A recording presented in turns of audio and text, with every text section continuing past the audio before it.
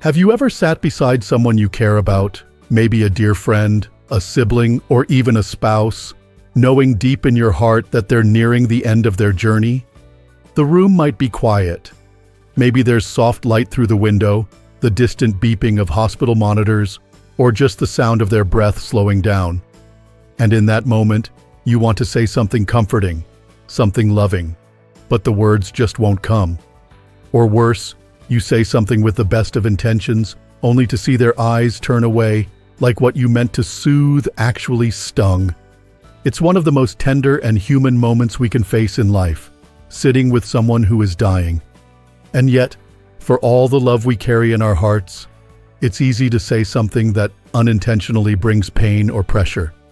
That's why we're here today, to talk honestly, gently, about the words that matter most when time is short.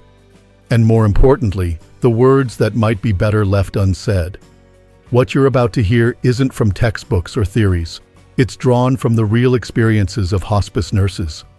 People who've walked this road hundreds, even thousands of times, and who've witnessed what truly brings peace and what quietly breaks the heart. My hope is that these stories and reflections will help you feel more prepared, more grounded, and more loving when someone you care about reaches their final chapter.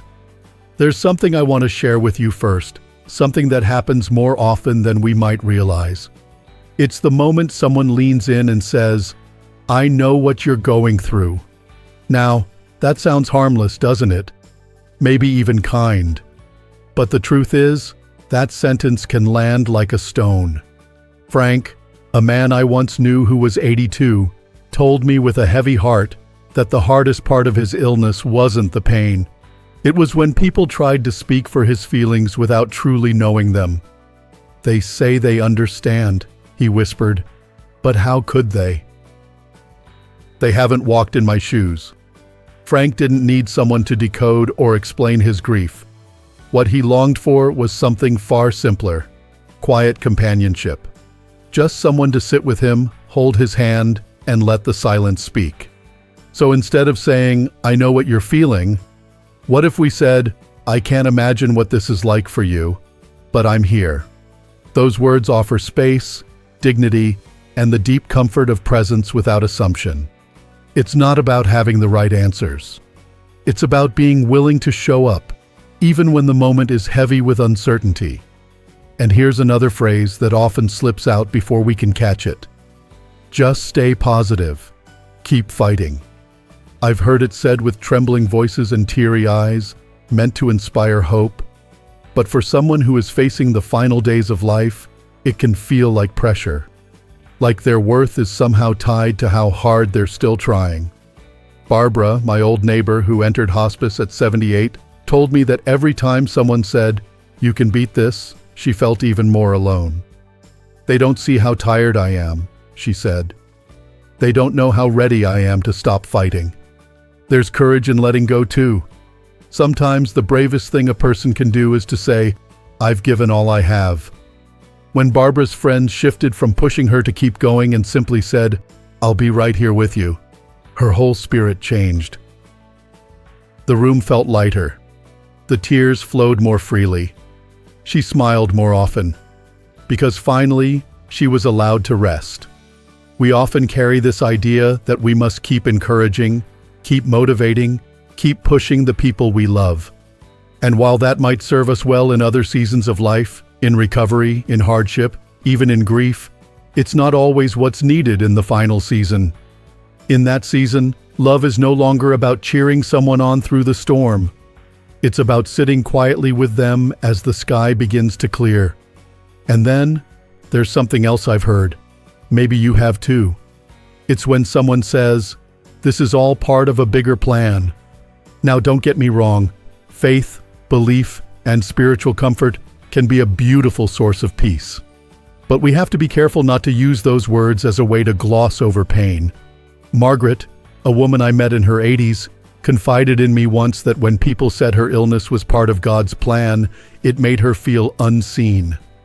"I know they meant well," she told me, "but I didn't need an explanation. I needed a friend." It's tempting to want to give meaning to suffering, to wrap it in a bow and hand it back to the person as if we're offering comfort.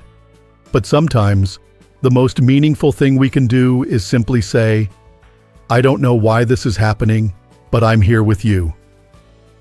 Those words don't fix the pain. They don't try to. But they do what matters most. They bring us closer. See, in these moments, people aren't looking for answers. They're looking for connection, for truth, for honesty, and for someone who can hold the space with them, not fill it with noise. I want to take a moment to pause here, not just in the story, but in your heart. Because if you've made it this far, I can tell you care deeply about doing the right thing. And I want you to know you're not alone in this.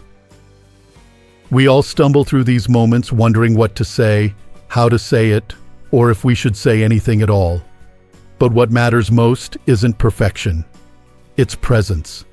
It's showing up with a heart that's open and willing to listen. Now that we've opened this conversation together, let's keep going. Because there's more to say, and more ways to truly show up for the people we love in their final days. Ways that go beyond words and into something deeper, something more human, more healing. I think we sometimes forget just how powerful it is to simply let someone feel what they need to feel. In our desire to make things better, we might unintentionally say something that quiets those feelings instead of honoring them. Like when we tell someone, "Don't cry," or "Be strong." We mean well. We want to help. But the truth is, those words can feel like a lid being placed on their heart. George was one of those men who always kept a calm face. At 80 years old, he had seen wars, raised a family, and survived more loss than most people could imagine.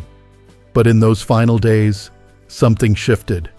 He cried often, not loud, not dramatic, just soft tears that would roll down as he looked out the window or listened to his daughter's voice. And when someone told him, "Don't cry, you have to be strong," I saw something change in him. His shoulders tensed. His eyes turned away. It was as if he'd been asked to hide the last honest thing he had left. But when his daughter took his hand and simply said, "It's okay, Dad. You don't have to hold it in," that moment felt sacred. He cried, she cried, and for the first time in days, he smiled through those tears. That's the kind of strength that matters, the strength to feel fully, without shame. Letting someone show emotion in their own way isn't weakness. It's love. I know that for many of us, especially those who grew up in a time when emotions weren't always welcomed, showing feelings can feel unfamiliar, even uncomfortable. But when someone is nearing the end of their life, emotion is not just appropriate, it's vital.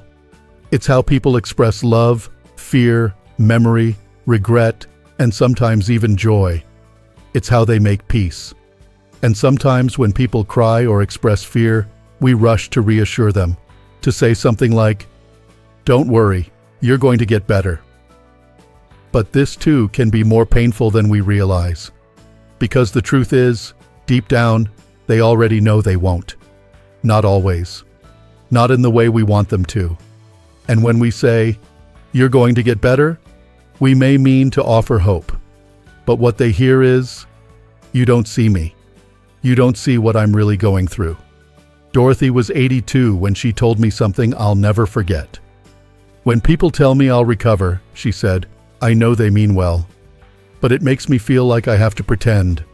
Like I have to smile and nod even though I know this is the end." What brought her peace wasn't false hope. It was real, grounded companionship. A friend who sat quietly beside her and said, "I care about you. I'm here." No promises. No pressure. Just presence. I think sometimes we're so afraid of saying the wrong thing, we try to cover up the moment with cheerfulness or optimism. But dying isn't something to be denied. It's something to be witnessed with reverence. When we stop trying to fix it and start simply being there, something shifts. The room softens. The heart opens. And love flows more freely. That brings me to another phrase I've heard over and over again. It's usually said in a hushed tone, as if it holds some great wisdom. Everything happens for a reason. Now maybe you believe that. Maybe you found comfort in those words at one time or another. But when you're facing your last days, when you're lying in a bed surrounded by the weight of what's been and what won't ever be again, those words can feel so distant, so hollow. Albert was 85 when he shared his thoughts on that. He said, "I don't need reasons anymore. I need people." And I think he was right. He didn't need someone to explain his pain away or try to give it cosmic purpose. He just needed to talk, to be heard, to laugh at old memories and cry about the future he knew he wouldn't see. The comfort he craved didn't come from knowing why. It came from knowing he wasn't alone. That's the thing. When someone is dying, their world gets very small. The distractions fall away. What's left is what's true.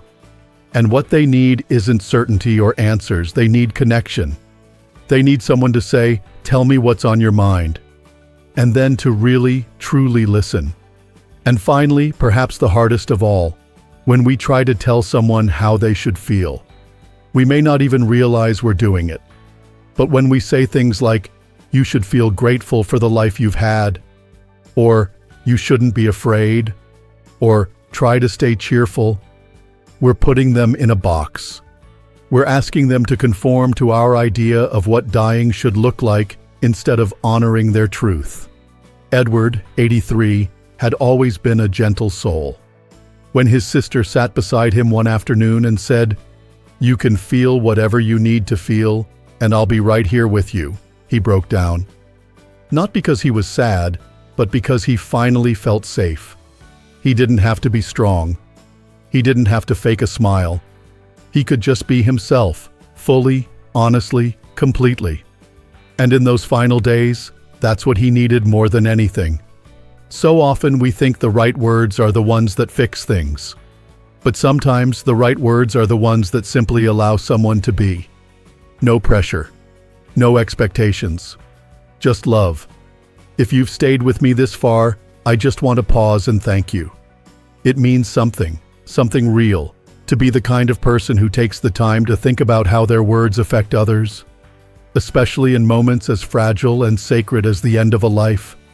Because this isn't easy work, is it? It takes courage to look at these moments head on, to be willing to grow more aware, more tender, more present. We've talked about the kinds of words that can unintentionally cause harm, even when we mean well. But what we've really been talking about is love. What it means to love someone enough to be quiet with them, to listen without fixing, to sit beside them with open hands, not full answers. The truth is, no one knows exactly what to say when someone is dying. There's no perfect script. But there is something better, something deeper. And it's your willingness to show up honestly, with a heart that says, "I see you. I respect you. I'm walking with you through this, not trying to walk ahead or behind." And what we've uncovered together is this, that the most painful words often come not from cruelty, but from discomfort. Our discomfort. Our fear of not knowing what to do or say. So we reach for phrases we've heard before, the ones that sound like comfort on the surface. But dying people can feel the difference. They can feel when words come from fear, and they can feel when words come from love. So what do you say instead? Sometimes you say nothing at all. You take their hand. You meet their eyes. You breathe with them in silence. You say, "I'm here." Sometimes you say, "What do you need today?" Or, "Is there something you'd like me to know?" You create space for them to choose what to share and how. And sometimes, the most healing thing you can offer isn't a sentence. It's your steady, gentle presence. It's showing them that even though their body is fading, their life still matters to someone. Their story still matters. They are still seen. I want you to know something important before we close today. Just by caring about this, just by watching this video and reflecting, you are already making a difference. You are choosing to bring more kindness into the world. And that kindness has a ripple effect far beyond what you'll ever see. Because when one person learns to speak gently in these moments, they model it for others. Children, friends, caregivers, they all watch how we show up. And your compassion today might plant seeds that grow into someone else's comfort tomorrow. I think about Frank, Barbara, Margaret. I think about George and Dorothy, Albert and Edward. I think about all the people who didn't want to be fixed, they just wanted to be known. And how, in their final moments, what gave them peace wasn't someone with the right words. It was someone willing to be real. You don't have to be eloquent. You don't have to say something profound. You just have to say it from your heart. Now, before we end, I'd love to hear from you. If there was one moment in this video that touched you, or one insight you'll carry with you moving forward, would you share it in the comments? I read every single one, and they remind me why these conversations matter so deeply.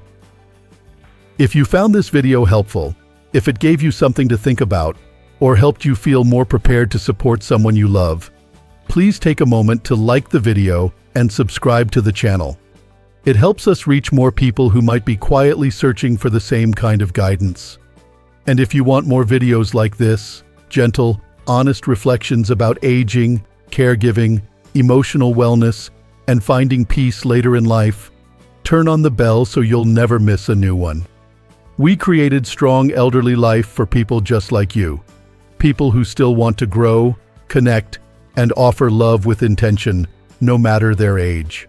So here's what I hope you carry with you from this moment on: that your presence is enough, that your care, even when clumsy or unsure, is still a gift, and that the way you choose to speak, to witness, to honor, and to love can bring peace to someone in their most vulnerable hour. Here's to choosing compassion. Here's to being brave enough to just be there. And here's to living with more heart at any age. Take gentle care.